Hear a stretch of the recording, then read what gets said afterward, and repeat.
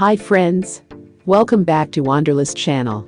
Today, we're exploring two of Delhi's most iconic landmarks, the towering Qutub Minar and the Grand India Gate. Join me as we dive into the rich history, stunning architecture, and the stories behind these monumental structures. So, let's get started.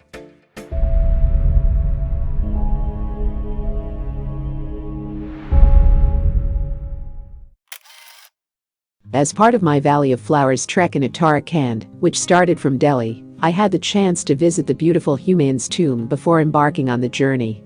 Now that I've completed the trek and returned to Delhi, I'm taking the opportunity to explore more of the city's iconic landmarks, starting with the majestic Qutub Minar and the historic India Gate.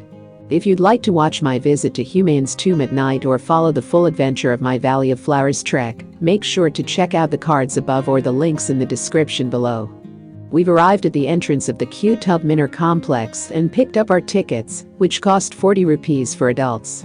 While there are many historical monuments inside this area, today we'll be focusing on the main attraction, the Qutub Minar itself.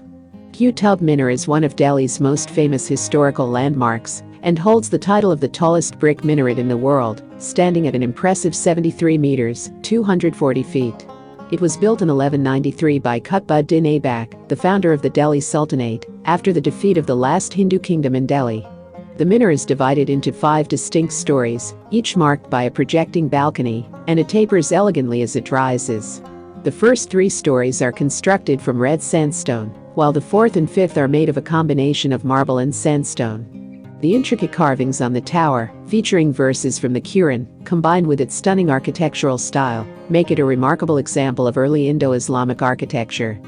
Qutub Minar is part of the larger Qutub complex, a UNESCO World Heritage Site, which also includes other ancient structures like the Quwwat-ul-Islam mosque, the oldest mosque in India, and the famous Iron Pillar of Delhi, known for its mysterious resistance to rust, despite being exposed to the elements for centuries.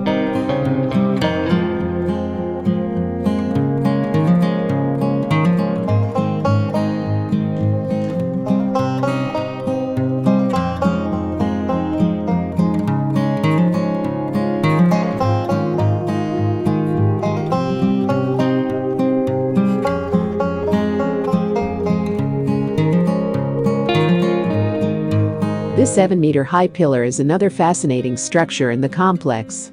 Dating back to the 4th century during the Gupta period, it is made of iron, but has remained rust-free for over 1,600 years. The pillar is a metallurgical marvel and showcases the advanced knowledge of ancient Indian blacksmiths. Now, we're in the intricately carved mandapam or hall near the Qutub Minar. This hall is part of the Quwwat-ul-Islam mosque, which was built in the late 12th century by Qutb-ud-din. The architecture here is a fascinating mix of Hindu and Islamic elements, as the mosque was constructed using materials from demolished Hindu and Jain temples. As we explore, you can see the detailed stone carvings on the pillars and walls, showcasing a range of floral motifs, intricate patterns, and geometrical designs. What's especially interesting is that many of these carvings have a distinctly Hindu and Jain influence, with images of lotus flowers and other motifs, common in Indian temple architecture. You'll notice the pillars are ornately carved, with figures that reflect the craftsmanship of the earlier temples. The sheer beauty and precision of the stonework are breathtaking. Despite being over 800 years old, the carvings have stood the test of time and still retain much of their original detail.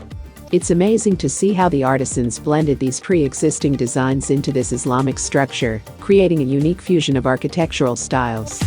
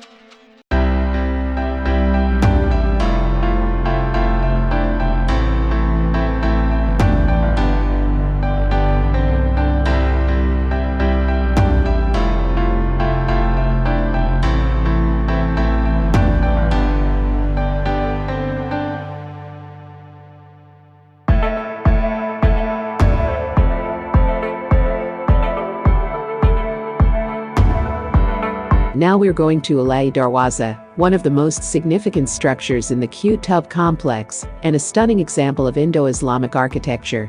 Built in 1311 by Alauddin Khilji, this gateway served as the main entrance to the Quwwat-ul-Islam mosque. It represents a turning point in architectural design in India, being one of the first structures to fully embrace Islamic elements, such as domes and horseshoe-shaped arches. The intricate geometric patterns and Quranic calligraphy carved into the red sandstone are truly impressive and reflect the remarkable craftsmanship of the period. Now, we are at the tomb of Imam Zaman, a beautiful and serene structure located within the Qtub complex. This tomb houses the remains of Imam Zaman, a respected Islamic scholar and saint from Turkestan who settled in Delhi during the early 16th century. The tomb is a small yet elegant example of Indo-Islamic architecture, featuring a domed roof, finely carved sandstone walls, and delicate latticework windows, known as jali.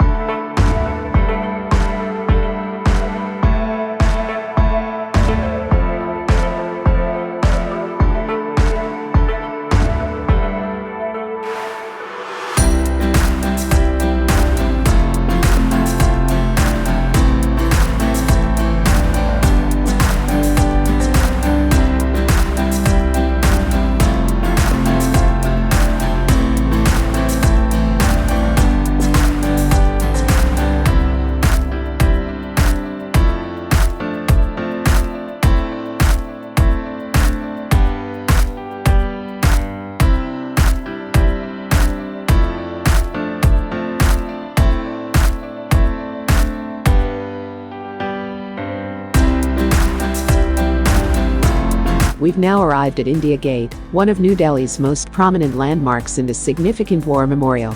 Designed by Sir Edwin Lutyens, India Gate was built in 1931 to honor the 84,000 Indian soldiers who sacrificed their lives while serving in the British Army during World War I and the Third Anglo-Afghan War. Standing at an impressive 42 meters, 138 feet tall, this majestic monument resembles the Arc de Triomphe in Paris and is constructed from red and pale sandstone, giving it a striking and enduring presence in the heart of the city. I hope you enjoyed exploring the Qutub Minar and India Gate with me today. If you liked the content, don't forget to hit the like button and subscribe to the channel for more travel adventures. I'd love to hear your thoughts and feedback, so feel free to leave a comment below. Thanks for joining me, and I'm excited for our next adventure together. See you soon, and goodbye.